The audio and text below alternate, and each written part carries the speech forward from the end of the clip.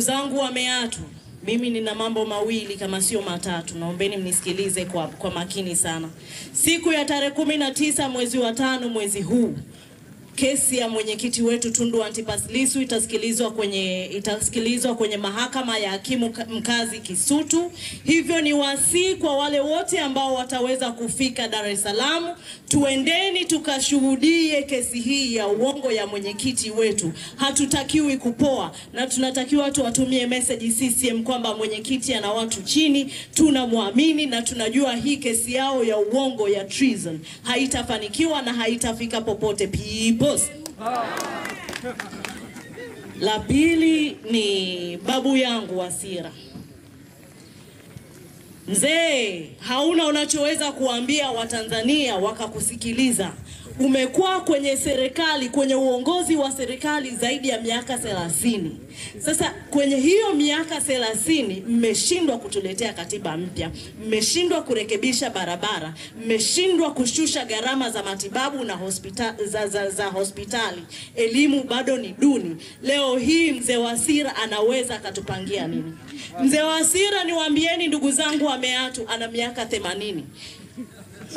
Ukiangalia miaka 30 mbele, hivi kweli atakuwa na uchungu na sheria ambazo wanazitunga CCM leo kwa ajili ya watu ambao wataishi kwenye nchi hii miaka 30 mbele?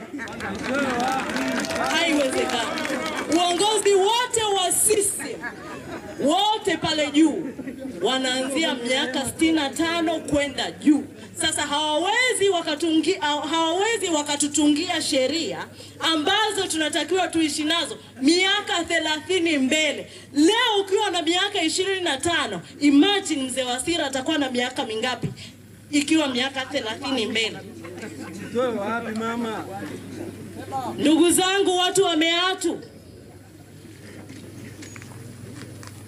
tisha ya serikali ya CCM kuteka viongozi wa Chama cha Demokrasia na Maendeleo, kukamatwa kwa viongozi pasipo sababu za msingi, engua kwenye uchaguzi ambao ulifanyika 2019, 2020, 2024 mwaka jana. Nyie ni mashahidi. Au mlisimamisha wagombea hapa na wote wakapitishwa?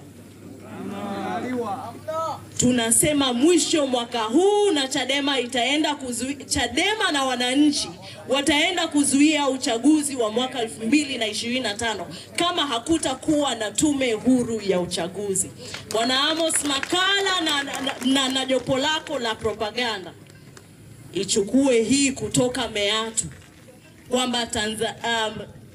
kwamba Watanzania wako tayari kusimamisha uchaguzi. Najua wanatufuata kila wanapopita Chadema, basi Amos Makalla yupo nyuma anadai anakuja kusafisha njia. Hivi ni kweli?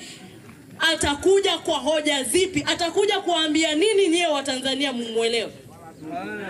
Sisi mwana hoja gani mpya nyie Watanzania mmuelewe? Asanteni sana ndugu zangu watu wa